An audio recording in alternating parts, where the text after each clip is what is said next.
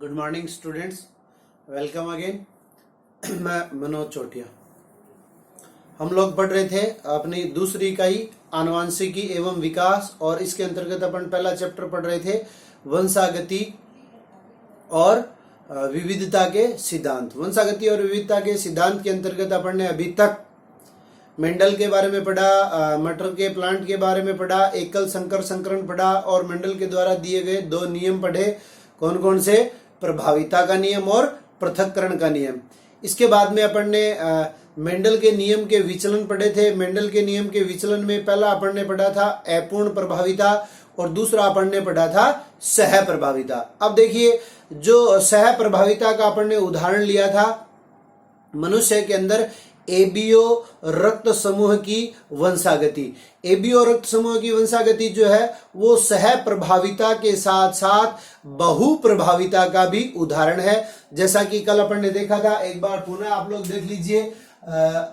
बहु प्रभाविता, ठीक है। बहु प्रभाविता क्या किसे कहते हैं कि अपन जानते हैं कि एक जीन जो है वो एक लक्षण को नियंत्रित करता है, लेकिन जब एक जीन एक से अधिक लक्षण को नियंत्रित करे तो वो क्या हो जाएगा? बहु प्रभाविता।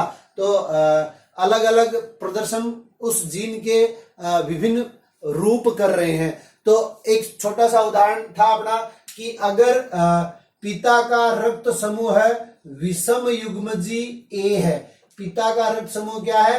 विषम युग्मजी ए है, और माता का रक्त समूह क्या है? विषम युग्मजी बी है। दोनों माता और पिता का रक्त समूह विषम युग्मजी ए और बी होने पर अब मेंडल के नियम का विचलन पढ़ रहे हैं। तो मेंडल के नियम के अनुसार तो क्या आना चाहिए? संतति का रक्त समूह जो है वो F1PD की अगर बात करें तो F1PD में या तो क्या आना चाहिए? ए आना चाहिए या फिर बी आना चाहिए। लेकिन यहां क्या होता है, देखिए, जब हम युग्मक निर्माण करते हैं तो एक युग्मक बन गया अपना IA और स्मॉल आई, दूसरा बन गया IB और स्मॉल आई। अब इसको चेकरबोर्ड के रूप में ले लें या आप सीधा भी क्रॉस करवा सकते हैं। तो जब हम इसका क्रॉस करवाते हैं तो क्या देखते हैं? IA और I और IB और I। तो यहां ये दोनों आ जाएंगे IA और IB, और यहां IB और I, यहां IA और I, और यहां दो स्मॉल आई। ठीक है। तो अब यहां देखते हैं कि इसके कितने प्रभाव प्रदर्शित हो रहे हैं। यहां रक्त समूह आ रहा है AB, यहां रक्त समूह आ रहा है B, यहां रक्त समूह आ रहा है A, और यहां रक्त समूह आ रहा है O। यानी एक ही जीन एक से अधिक प्रभाव प्रदर्शित कर रही है। ठीक है। तो इसको हमने क्या कह दिया? बहु प्रभाविता। और यहां अगर देखें, जब A और B दोनों उपस्थित हैं तब ये क्या करेंगी? अपना संयुक्त प्रभाव प्रदर्शित करेंगी। ठीक है। इसी प्रकार ये सह प्रभाविता और बहु प्रभाविता का उदाहरण हो गया। एक दूसरा उदाहरण अपनी पुस्तक में और दे रखा है, किसका? अपूर्ण प्रभाविता का ही उदाहरण दे रखा है। अपूर्ण प्रभाविता के अंतर्गत आप लोगों को पता है मेंडल ने एक लक्षण लिया था बीज के आकार का। तो बीज के आकार का जब लक्षण लिया तो एक प्रभावी लक्षण था उसमें गोलाकार बीज और दूसरा था झुर्रीदार बीज। अब इन बीजों में, यानी मटर के बीजों में हम क्या पढ़ रहे हैं? स्टार्च या मंड कणों की वंशागति। स्टार्च या मंड कणों की वंशागति। अब देखिए, जो स्टार्च के कण है या मंड के कण है उनको नियंत्रित करने वाली एक जीन होती है बी, और इसका क्रॉस स्मॉल बी से करवाते हैं। तो ये क्या है? सामान्य प्रकार के मंडकण। ये क्या है? सामान्य मंडकण। और दूसरा क्या हो गया? असामान्य, या यूं कह दें कि छोटे मंडकण। ठीक है। छोटे मंडकण, स्टार्च जो उत्पादित होता है बीजों के अंतर्गत, ये बड़े आकार के स्टार्च के कण बनते हैं समयुग्मजी प्रभावी अवस्था में, और समयुग्मजी अप्रभावी अवस्था में छोटे आकार के मंडकण बनते हैं। तो जब इनका क्रॉस करवाया जाता है तो क्या देखेंगे, वही पहले युग्मक निर्माण में दोनों जीन जो है वो अलग अलग हो जाएंगे, और उसके बाद में जब इसका क्रॉस करवाया जाएगा तो अपने को क्या प्राप्त होता है, F1PD में विषम युग्मजीय अवस्था प्राप्त होती है, यानी एक कैपिटल बी और एक स्मॉल बी।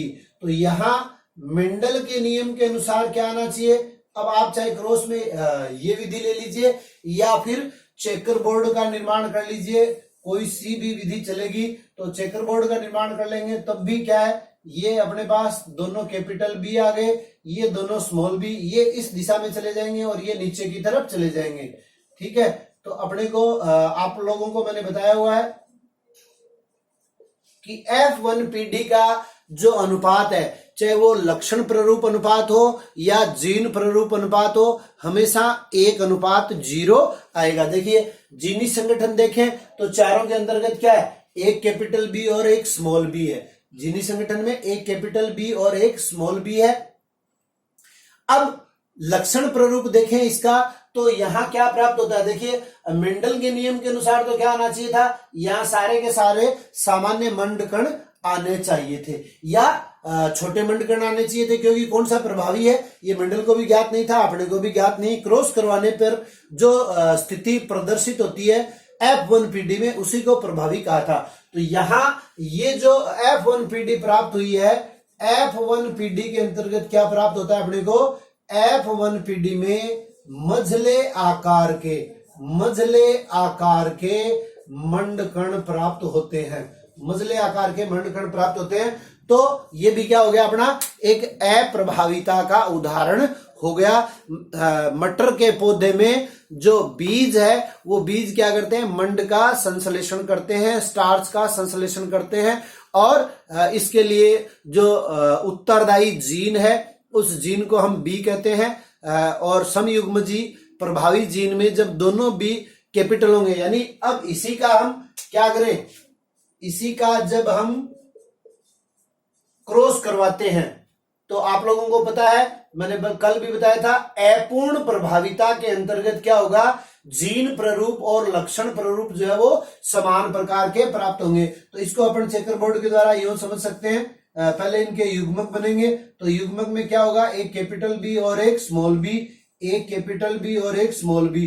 तो यहां दोनों बी कैपिटल आ जाएंगे, यहां एक बी कैपिटल और एक स्मॉल, यहां एक बी कैपिटल और एक बी स्मॉल, और यहां दोनों बी स्मॉल। तो ये तो क्या हो जाएगा, सामान्य आकार के मंडकण या बड़े आकार के, यूं कहते हैं सामान्य, या मटर के पौधे में क्या होता है, यूं कह सकते हैं अपन, बड़े आकार के मंडकणों का संश्लेषण होता है। तो ये बड़े हो गए, और ये क्या हो गए, ये हो गए मझले, ये भी मझला और ये भी मझला, और ये क्या हो गया, छोटा। तो अगर लक्षण प्ररूप देखें तब भी क्या प्राप्त होता है अपने को, 1:2:1, और जीन प्ररूप देखें तो 2 कैपिटल बी है, एक कैपिटल बी और एक स्मॉल बी है, और 2 स्मॉल बी है, एक कैपिटल और एक स्मॉल 2 है, और दोनों स्मॉल 1 है। अर्थात हमेशा याद रखिएगा, कल अपन ने जो पढ़ा था अपूर्ण प्रभाविता, स्नैपड्रैगन या डॉग फ्लावर, मिराबिलस, जलापा या एंटीराइनम प्लांट के अंतर्गत लाल रंग के पुष्प आते हैं और सफेद रंग के पुष्प आते हैं। तो लाल और सफेद पुष्पों के मध्य जब क्रॉस करवाया जाता है तो F1 जनरेशन जो प्राप्त होती है उसमें गुलाबी रंग के पुष्प उत्पन्न होते हैं, और जब F1PD का क्रॉस F1PD के साथ करवाया जाता है तब क्या हो गया, वापस जीन प्ररूप और लक्षण प्ररूप जो है वो समान प्रकार के प्राप्त हो जाते हैं, 1:2:1। तो ये क्या है, अपूर्ण प्रभाविता का उदाहरण है। तो इस प्रकार से हम ये कह सकते हैं कि जो प्रभाविता है वो हमेशा उत्पन्न नहीं होती, ये निर्भर करता है कि वो किस प्रकार के उत्पाद तैयार करती है, जीनों की क्या प्रदर्शन जीन वहां करते हैं। तो ये क्या हो गया अपना, अब देखिए 4 अपन ने पढ़ लिए मेंडल के नियम के विचलन। कौन कौन सा, पहला उदाहरण था अपना अपूर्ण प्रभाविता के अंतर्गत एंटीराइनम या मिराबिलस जलापा या 4 ओक लोक प्लांट या डॉग फ्लावर, कुत्ता पुष्प भी इसको कहते हैं, या स्वान पुष्प इसको कहते हैं। तो एक उदाहरण। दूसरा उदाहरण हो गया अपना मटर के पौधे के अंदर ही जो बीज हैं। तो मैंने आपको पहले भी बताया था, आप लोगों को याद हो कि मेंडल की सफलता जो थी उसमें उसका भाग्य ने भी साथ दिया, क्योंकि मटर के पौधे के अंदर 34 प्रकार के विपर्यासी लक्षण पाए जाते हैं, और उनमें से मेंडल ने जिन 7 लक्षणों का अध्ययन किया था, उन 7 लक्षणों में इस प्रकार के विचलन प्रदर्शित नहीं हुए थे। वो सामान्य प्रकार के लक्षण प्रदर्शित कर रहे थे। और दूसरा हम यूं कह सकते हैं कि मेंडल के समय तक सहलग्नता की भी खोज नहीं हुई थी। सहलग्नता इसी चैप्टर में अपन पढ़ेंगे। सहलग्नता की खोज जो है वो मॉर्गन ने की थी, लेकिन मेंडल ने जिन 7 लक्षणों का अध्ययन किया था, उन 7 लक्षणों में सहलग्नता अनुपस्थित थी। तो अपूर्ण प्रभाविता के अपने 2 उदाहरण हो गए। पहला स्नैपड्रैगन, दूसरा मटर के पौधे में जो बीज है वो बीज क्या करते हैं, मंड का संश्लेषण करते हैं, 2। और तीसरा अपना हो गया सह प्रभाविता, जब मनुष्य के रक्त समूह में ए और बी दोनों जीन एक साथ उपस्थित होते हैं तो वो अपना संयुक्त प्रभाव प्रदर्शित करते हैं, तो वो क्या हो गया, सह प्रभाविता। और अगर विषम युग्मजी माता पिता हैं, उनका रक्त समूह ए और बी है, तब वहां पर क्या होगा, 4 प्रकार के रक्त समूह जो वो संतति में उत्पन्न हो सकते हैं। तो वो उदाहरण हो गया अपना बहु प्रभाविता का। ठीक है, तो सह प्रभाविता, बहु प्रभाविता, अपूर्ण प्रभाविता, 2 अपूर्ण प्रभाविता के उदाहरण, एक सह प्रभाविता का और एक बहु प्रभाविता का। तो ये 4 अपने क्या आ गए, मेंडल के नियम के विचलन आ गए। अब अपन पढ़ते हैं ये मेंडल के जो 2 नियम थे, कौन कौन से, प्रभाविता का नियम और पृथक्करण का नियम। ये दोनों नियम एकल संकर संकरण पर आधारित थे। अब हम आज पढ़ेंगे द्विसंकर संकरण या 2 जीनों की वंशागति। द्विसंकर संकरण या 2 जीनों की वंशागति। तो 2 जीनों की वंशागति या द्विसंकर संकरण क्या है? हमने एकल संकर संकरण में एक लक्षण लिया था और एक लक्षण लेकर उसके 2 गुणों के मध्य क्रॉस करवाया था। तो जब हम क्या करते हैं, 2 लक्षण लेते हैं, तो 2 लक्षण लेंगे तो उसके गुण कितने हो जाएंगे, उसके 4 गुण हो जाएंगे। तो 2 लक्षणों के 4 गुणों के मध्य जब क्रॉस करवाया जाता है तो इसे द्विसंकर संकरण कहते हैं। इसी प्रकार अगर 3 लक्षण ले लें तो उनके गुण कितने हो जाएंगे, 6 हो जाएंगे। तो 3 लक्षणों के 6 गुणों के साथ क्रॉस करवाना क्या कहलाता है, त्रिसंकर संकरण। तो यहां हम पढ़ेंगे क्या, डाई हाइब्रिड क्रॉस या द्विसंकर संकरण। अब द्विसंकर संकरण के अंतर्गत अपने को क्या करना पड़ेगा, 2 लक्षण लेने पड़ेंगे। तो द्विसंकर संकरण के अंतर्गत अपन 2 लक्षण ले लेते हैं। तो कौन कौन से लें, आप कोई भी 2 लक्षण ले सकते हैं। जैसे हम ले लेते हैं, एक तो गोलाकार बीज, ठीक है, गोलाकार बीज, और बीज का ही दूसरा लक्षण ले लें क्या, गोलाकार और पीले बीज। ये हो गया अपना प्रभावी लक्षण। इसका हम क्रॉस करवाते हैं किसके साथ, तो झुर्रीदार एवं हरे बीज के साथ। झुर्रीदार और हरे बीज के साथ इनका क्रॉस करवाते हैं। तो गोलाकार बीज के लिए राउंडेड जीनी संरचना, ये आपको बताया हुआ है, जीन या गुणसूत्र क्या होते हैं, युग्म में रहते हैं, पेयर में रहते हैं। और पीले बीज के लिए अपन लिख लेंगे वाई कैपिटल। इधर झुर्रीदार बीज के लिए अपन क्या लिख लेंगे, स्मॉल आर, और हरे बीज के लिए स्मॉल वाई। क्यों, ग्रीन के लिए जी क्यों नहीं लिखेंगे, तो ये मैंने आपको बताया था कि लक्षण क्या है, एक ही है। ठीक है, लक्षण एक ही है तो उसको प्रदर्शित करने वाली जीनें प्रभावी और अप्रभावी के रूप में एक ही होंगी। जैसे अपन ने उदाहरण लिया था कि हम अगर किसी की हाइट कम है या ज्यादा है, तब दोनों के लिए शब्द क्या करेंगे, एक ही काम में लेंगे कि आपकी हाइट कितनी है। जो बोना है उसके लिए हम ये नहीं कह सकते, दूसरा वर्ड काम में नहीं ले सकते, या जो बहुत ज्यादा लंबा है उसके लिए भी कोई तीसरा वर्ड काम में नहीं ले सकते। ठीक है, तो अब देखिए एक सरल तरीका F1 जनरेशन ऑब्टेन करने का क्या है कि यहां जो पेयर में लिखा है, युग्म में लिखा है, उनको आप एक एक बार लिख दें। यहां 2 कैपिटल आर है तो हमने 1 कैपिटल आर लिख दिया, 2 स्मॉल आर है 1 स्मॉल आर लिख दिया, 2 कैपिटल वाई है 1 कैपिटल वाई लिख दिया, 2 स्मॉल वाई है 1 स्मॉल वाई लिख दिया। ठीक है, ये आ गई अपनी क्या F1 जनरेशन, F1 पीडी। इसको आप यो भी कर सकते हो कि पहले इसका क्रॉस करवा सकते हैं, तो क्या होगा सेम चीज ही आएगी। इसलिए मैंने आपको एक शॉर्ट तरीका बता दिया। क्या आएगी कि इधर हम दोनों आर लिख लें, इधर दोनों वाई लिख लें, तो यहां क्या आएगा आर और कैपिटल वाई चारों के अंदर। तो ये क्या बन गए, अब द्विसंकर संकरण है तो 2 लक्षण एक साथ लेने पड़ेंगे, ठीक है ना। तो ये इस धर के युग्मक बन गए। और इसी प्रकार इस दिशा में देखेंगे तो ये क्या बन जाएंगे, एक लक्षण इधर एक लक्षण इधर। ये क्या बन गया R Y small r small y small r small y small r small y. अब इसका और इसका क्रॉस होगा, इसका और इसका क्रॉस होगा, तो ये क्या स्थिति आएगी, जैसे मान लीजिए ये आर वाई और ये आर वाई, तो इन दोनों का क्रॉस करवाया तो क्या आ गया, ये आर कैपिटल और ये आर स्मॉल और ये वाई स्मॉल। तो आप इनको चाहे जैसे लिख सकते हैं, लेकिन हमने क्या किया यहां पास पास लिख दिया। इसका मतलब क्या हुआ कि जो एक लक्षण था यानी बीज का आकार उसको एक साथ लिख दिया और दूसरा बीज का रंग इसको एक साथ लिख दिया। ये इसलिए ताकि आगे हमें युग्मक बनाने में क्या हो, सरलता हो, कोई दिक्कत न हो, कोई गड़बड़ी न हो। अब ये तो आ गई अपनी क्या F1 पीडी, ठीक है। F1 पीडी के बाद में अब अपन क्या करेंगे, युग्मक बनाएंगे। तो मैंने आपको कहा युग्मक बनाने के लिए क्या करना है, अपने को एक लक्षण को अपन एक तरफ जो कि मैंने पहले से ही लिखा हुआ है और दूसरे लक्षण को दूसरी तरफ। तो यहां हम लिख देंगे कैपिटल आर और स्मॉल आर, यहां लिख देंगे कैपिटल वाई और स्मॉल वाई। तो ये नीचे आ जाएंगे, ये साइड में चले जाएंगे। तो कैपिटल आर और कैपिटल वाई, कैपिटल वाई और स्मॉल आर, कैपिटल आर और स्मॉल वाई और स्मॉल आर और स्मॉल वाई, ये क्या बन गए अपने युग्मक बन गए।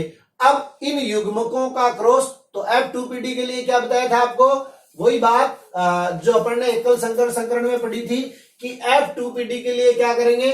देखिए F1PD में तो सारे के सारे आपको बताया हुआ है, चाहे एकल संकर संकरण हो या द्विसंकर संकरण हो या त्रिसंकर संकरण हो, सभी में क्या होगा, लक्षण प्ररूप और जीन प्ररूप F1PD में समान प्रकार के प्राप्त होंगे। ठीक है, अब F2PD में लक्षण प्ररूप और जीन प्ररूप क्या प्राप्त होते हैं, तो हमें फिर ये चेकर बोर्ड बनाना पड़ेगा। इसलिए देखिए मोनोहाइब्रिड क्रॉस तक तो चेकर बोर्ड की कोई ज्यादा आवश्यकता नहीं है। तो जो CRC पुन्नेट ने ये चेकर बोर्ड का निर्माण किया था, जिसे हम पुन्नेट वर्ग भी कहते हैं, इसका फायदा हमें इस प्रकार से द्विसंकर संकरण में और त्रिसंकर संकरण में प्राप्त होता है। वहां लाइनें इतनी ज्यादा हो जाती कि हमें क्रॉस करवाने में जो ऑफ स्प्रिंग उत्पन्न होती है उनकी ऑक्यूरेंस का पता नहीं चलता, लाइनें आपस में मिक्सिंग हो सकती थी। ये चेकर बोर्ड बन गया। अब अपने को करना क्या है कि जिस क्रम में हम युग्मक ऊपर से नीचे लिखते हैं, उसी क्रम में हमें युग्मक जो है ऊपर दाएं से बाएं लिखना है। यानी यहां हमने कैपिटल आर और कैपिटल वाई लिखा, तो यहां पे भी क्या करेंगे, कैपिटल आर कैपिटल वाई। उसके बाद में हमने क्या लिखा, कैपिटल वाई और स्मॉल आर, तो ये कैपिटल वाई और स्मॉल आर। फिर कैपिटल आर और स्मॉल वाई, तो ये कैपिटल आर और स्मॉल वाई। उसके बाद में स्मॉल आर और स्मॉल वाई, तो ये स्मॉल आर और, यानी जिस मैनर में ऊपर से नीचे लिखेंगे उसी मैनर में दाएं से बाएं लिखेंगे। अब ज्यादा कुछ नहीं करना, इन सबको नीचे उतार दो और इनको साइड में उतार दो। लेकिन यहां फिर अपनी अध्ययन की सुविधा के लिए हम क्या कर लेते हैं कि एक लक्षण को एक साथ लिख देते हैं। अर्थात इस डब्बे में 4 लेटर आएंगे, तो 2 कैपिटल आर आएंगे, 2 कैपिटल वाई, तो आर वाई लिख सकते हैं। लेकिन हम क्या करेंगे, इनको साथ साथ लिख देंगे ताकि आगे जब हम अनुपात निकालें तो कोई गड़बड़ी न हो। अब यहां क्या है, capital R, small r, capital Y, capital Y. यहां क्या हो जाएगा, capital R, capital R, capital Y, small y, capital R, small r, capital Y, small y.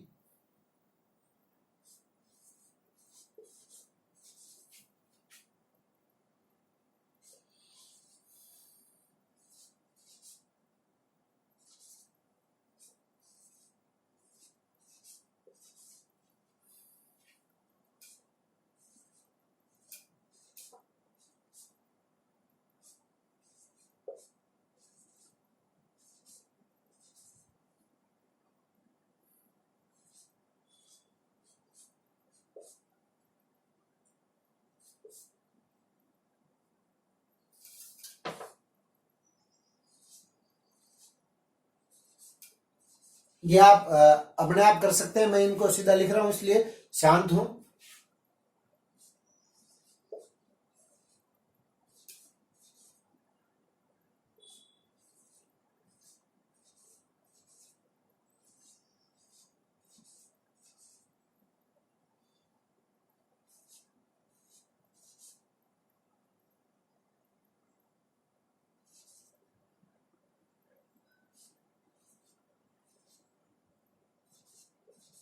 ये बन गया अपना चेकर बोर्ड।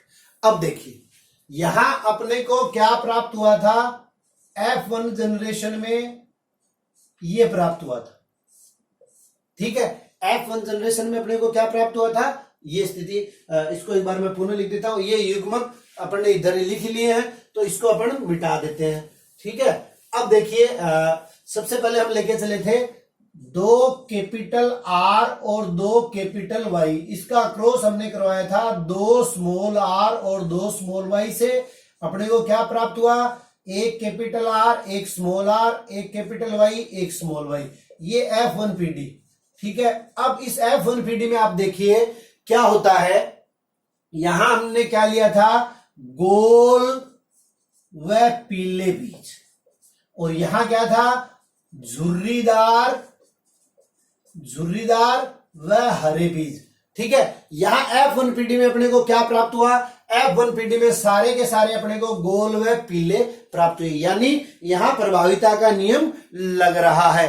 एक कैपिटल आर और एक कैपिटल वाई है, एक कैपिटल आर और एक कैपिटल वाई है, तो वो क्या करेगा, प्रभावी लक्षण को प्रदर्शित करेगा। तो यहां आप देख लीजिए इन डिब्बों में 1 2 3 4 5 6 7 8 9, इन 9 में क्या है, एक कैपिटल आर और एक कैपिटल वाई। अपने को क्या चाहिए, एक कैपिटल आर और एक कैपिटल वाई। 2 है तो बहुत अच्छी बात है, जैसे इसमें देखें तो 2 कैपिटल आर है और 2 कैपिटल वाई। अपने को किससे मतलब है, 1 से मतलब है।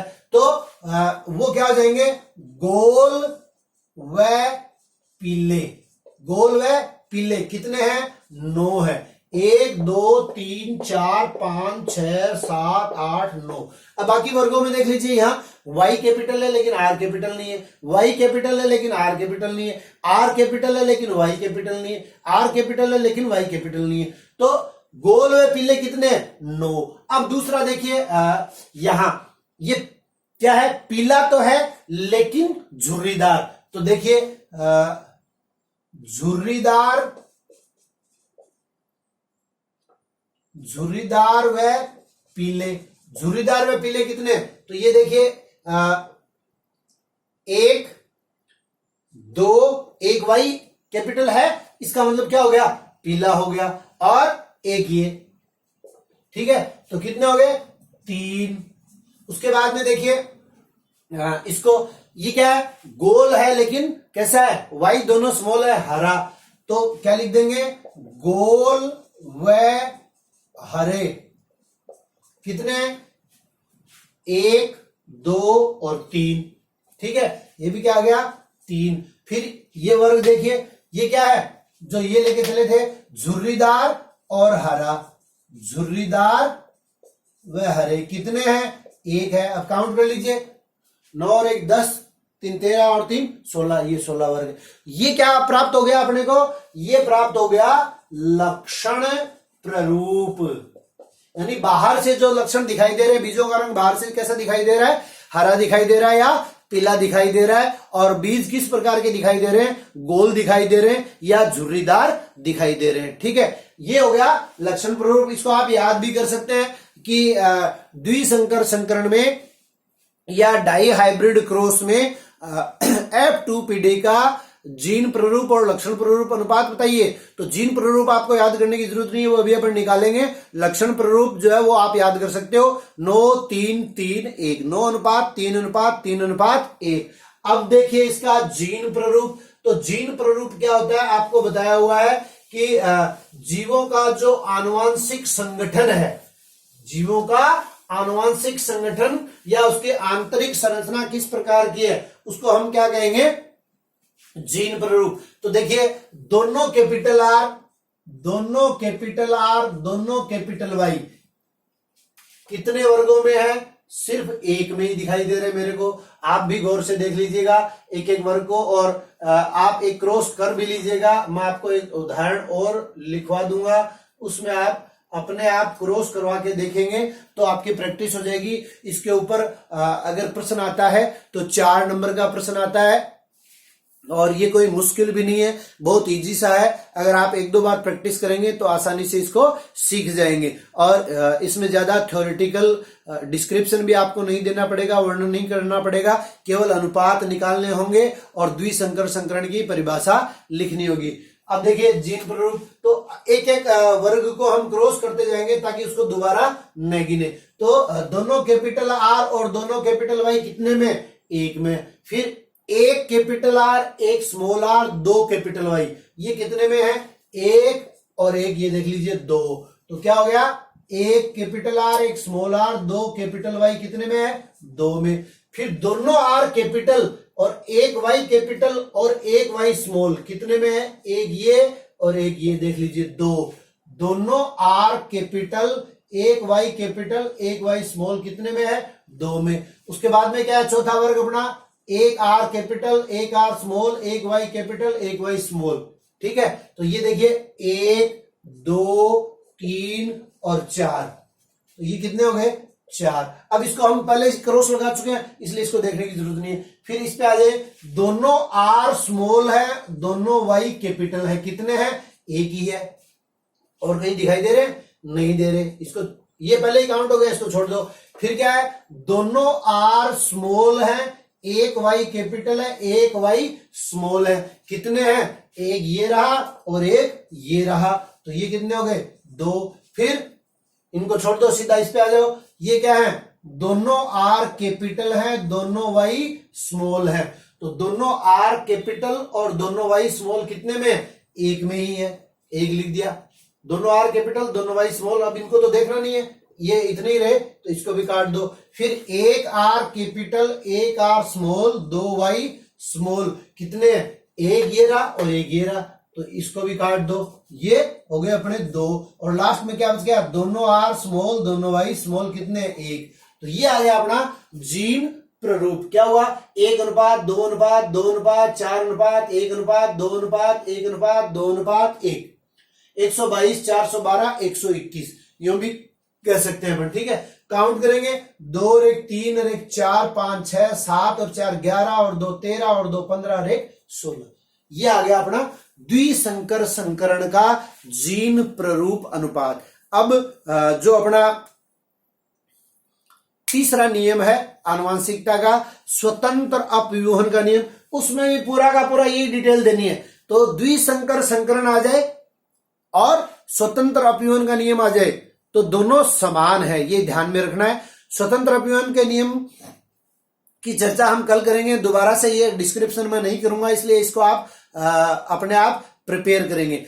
द्विसंकर संकरण क्या हुआ, जब 2 लक्षणों को लेकर उनके 4 गुणों के मध्य क्रॉस करवाया जाता है तो उसे द्विसंकर संकरण कहते हैं। द्विसंकर संकरण में F1PD का अनुपात जो है वो 1:0, चाहे वो जीन प्ररूप अनुपात हो या वो लक्षण प्ररूप अनुपात हो, 1:0 प्राप्त होता है। जब F1PD का क्रॉस F1PD के साथ करवाते हैं तो F2PD प्राप्त होती है, और F2PD में लक्षण प्ररूप अनुपात जो है वो 9:3:3:1 प्राप्त होता है, जबकि जीन प्ररूप अनुपात जो है वो 1:2:2:4:1:2:1:1 यानी 122, 412, 121 प्राप्त होता है। तो ये था अपना द्विसंकर संकरण। आगे का भाग अगले क्लास में। तब तक के लिए धन्यवाद।